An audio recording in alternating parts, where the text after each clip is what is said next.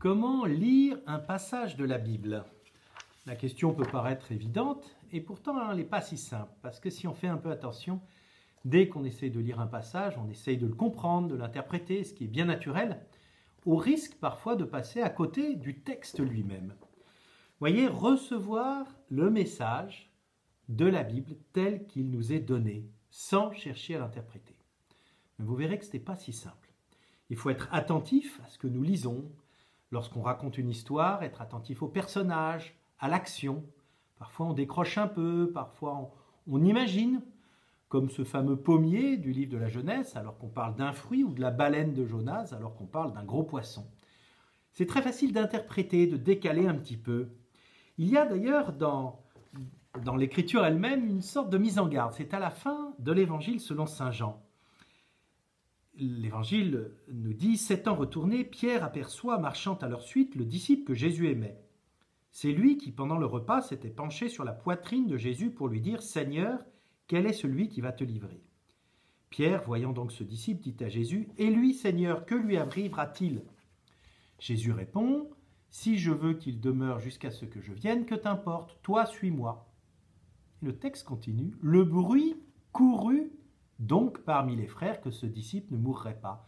Or, Jésus n'avait pas dit à Pierre qu'il ne mourrait pas, mais « Si je veux qu'il demeure jusqu'à ce que je vienne, que t'importe ?»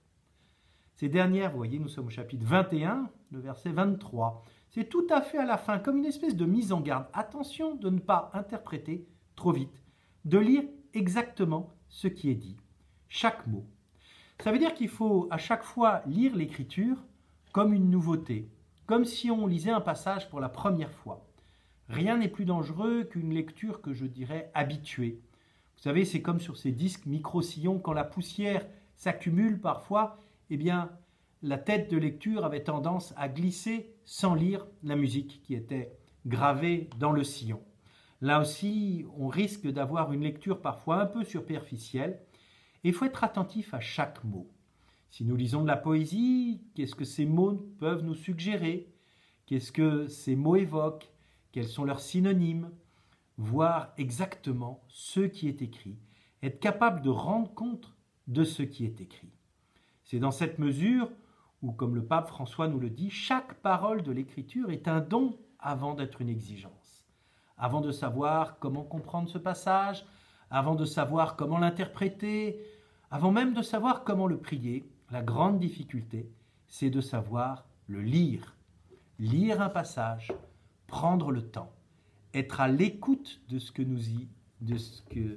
y est écrit, de ce qui est dit, être attentif à chaque mot. Pouvoir voir l'évolution lorsque on lit une grande fresque historique.